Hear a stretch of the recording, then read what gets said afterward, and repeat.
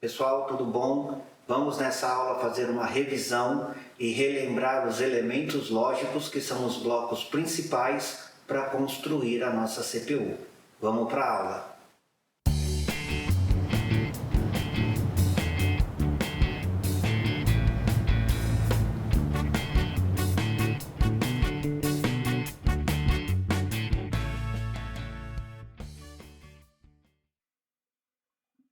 Olá pessoal, vamos para mais uma aula aí de sistemas microprocessados. Vamos ver como a gente combina portas lógicas para criar toda a lógica da nossa CPU. A combinação de portas é uma coisa muito comum e às vezes nós não damos conta que todo o circuito digital é feito apenas por portas lógicas. Na verdade, nós temos portas lógicas que são básicas e que dão origem a outras portas e outros circuitos mais complexos. A porta básica que nós usamos é a porta NAND, e existem teoremas de circuito que provam que todo circuito digital pode ser feito apenas com porta NAND. E ainda mais, é mais fácil simplificar o circuito quando você monta ele com elementos básicos. Por exemplo, a porta lógica XOR, que a gente sempre representa com um símbolo próprio. Mas, na verdade, a porta XOR, ela não é uma porta. A porta XOR nada mais é do que um circuito digital. Então, eu combino as portas lógicas e crio desenhos para facilitar o meu entendimento. É mais fácil você entender um bloco se ele está escrito somador. Mas não quer dizer que o somador é complexo. Simplificação para a gente entender o que tem dentro daquele bloco. Nós estamos usando nesse curso o NAND Game. Então nós precisamos criar vários blocos a partir de portas lógicas mais simples. E depois que os blocos foram criados, a gente tem eles como ferramentas para criar outras coisas mais complexas. Mas nós não vamos esquecer que esses blocos nós mesmos que fizemos. Então a gente vai entender passo a passo como é que a gente faz uma CPU, que aparentemente é uma coisa super complexa, mas no fim ela tem portas lógicas básicas e flip-flop, que também é formado de portas lógicas básicas. Vamos imaginar um símbolo, por exemplo, de um MUX. O MUX ou multiplexador é o símbolo de uma entidade lógica, de uma porta lógica, que chaveia a entrada A e B para a saída X, dependendo de uma seleção S. Então, se eu colocar o S para 0 ou 1, eu vou ter na minha saída o A ou o B. Será que isso é uma nova porta lógica? Será que isso é um circuito complexo? Pessoal, nada mais é do que um outro bloco com outro desenho que dentro tem só portas lógicas básicas. É o mesmo procedimento que nós vimos na eletrônica digital. Eu pego a minha tabela verdade, vejo qual é a minha equação, faço uma pilha de Carnot, desenho o circuito básico. Se eu quiser fazer, por exemplo, um multiplexador de 8 bits, nada mais é do que colocar 8 circuitinhos desses em paralelo. Se eu quiser fazer um processador de 32 bits, para chavear o sinal, eu coloco 32 MUX de 1 bit em paralelo. Então não existe uma complexidade muito grande nisso aí. Vamos ver como é que é o nosso circuito digital. Pouquíssimas portas lógicas, não é verdade? Então eu tenho a minha entrada A e B, que vai ser selecionada por meio da entrada S. Para isso eu coloco um inversor. E aí eu combino essas duas entradas na saída com uma porta OR.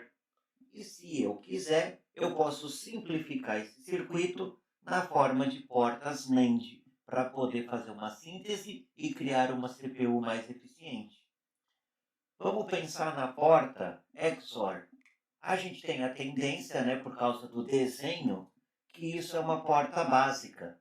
Mas a porta XOR, ela não é uma porta básica. Ela é apenas a junção de portas lógicas comuns e que pode ser simplificado para portas NAND. Então, se eu olhar a minha porta ou exclusivo, eu tenho a tabela verdade, eu também tenho uma equação e eu observo que se eu resolver a equação, nada mais, nada menos do que um circuito com 5 portas lógicas.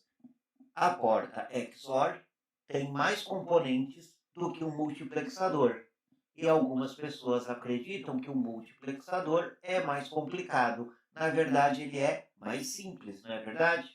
Então, eu posso utilizar o símbolo de uma porta XOR ou o símbolo de um multiplexador, mas sem esquecer que, no fundo, tudo isso aí é porta lógica. Se eu pensar num bloco mais complexo, como um somador completo de um bit, um dos blocos que vão formar a minha unidade lógica aritmética, como é que a unidade aritmética é formada? Ela vai ter somador, ela vai ter subtrator, ela vai ter comparador se é maior, se é menor, e tudo isso aí feito com portas lógicas básicas. E esse desenho que está na tela, ele é simplesmente um desenho didático para você não ter que ficar desenhando um monte de porta lógica. O que será que eu tenho dentro de um somador completo? Nós sabemos isso da nossa aula de eletrônica digital, não é verdade? Basicamente, o somador completo é a união de dois meios somador. O meio somador, ele vai somar um bit, só que eu preciso somar 2 bits. Então, eu coloco dois meios somador e faço uma AND do seu carry. E aí, simplesmente, eu vou ter o resultado da minha soma. Se eu quiser um somador de 8 bits, eu simplesmente coloco 8 somadores desse em paralelo. E como é que será o circuito desse meio somador? Ainda é um bloquinho misterioso que a gente pode pensar que é difícil, mas na verdade não é. Um circuito somador completo vai ter um conjunto de portas AND com a saída representada por duas portas XOR. É relativamente simples. Nós temos uma tendência de pensar que a arquitetura de uma CPU ela é muito complexa, mas na verdade ela é grande. O tamanho dela assusta, mas a complexidade não é tanta assim, não é verdade? E eu ainda posso simplificar esse circuito usando portas NAND. Se eu simplificar a minha porta XOR, se eu simplificar a minha porta OR, eu consigo simplificar esse circuito ainda mais. Vamos ver como é que é um circuito somador completo que tem dentro de uma CPU. Observem, um somador completo é feito com poucas portas lógicas. E aí eu tenho um circuito eficiente. Nós fizemos isso de uma maneira manual aqui, mas em projetos grandes, essa simplificação é feita com a ajuda de computadores. E no final, nós teremos um circuito feito com portas lógicas básicas. No jogo do NAND Game, o início dele justamente é você trabalhar montando os blocos básicos para no futuro montar a sua CPU. Vamos olhar um exemplo da lógica do nosso NAND Game. Eu tenho no NAND Game uma porta NAND que é o elemento básico e a primeira coisa que eu faço é um inversor. Depois, usando a porta NAND ou o inversor que eu acabei de criar, eu vou fazendo outros blocos lógicos. E eu vou pensando nos teoremas de circuitos e na minha lógica digital básica para conseguir montar os blocos lógicos. Porque é bom fazer uma revisão, não é verdade? Eu tenho aqui um exemplo bem do início do jogo, aonde eu tenho que fazer uma porta OR. Do mesmo jeito que a porta XOR, a gente pensa que a porta OR é uma porta básica, mas a porta OR é um circuitinho formado com portas NAND. Para fazer uma porta OR, dá uma olhada aí na tela. Eu preciso de 3 portas NAND. Eu ainda posso trabalhar com menos gates e simplificar mais ainda a nossa porta OR.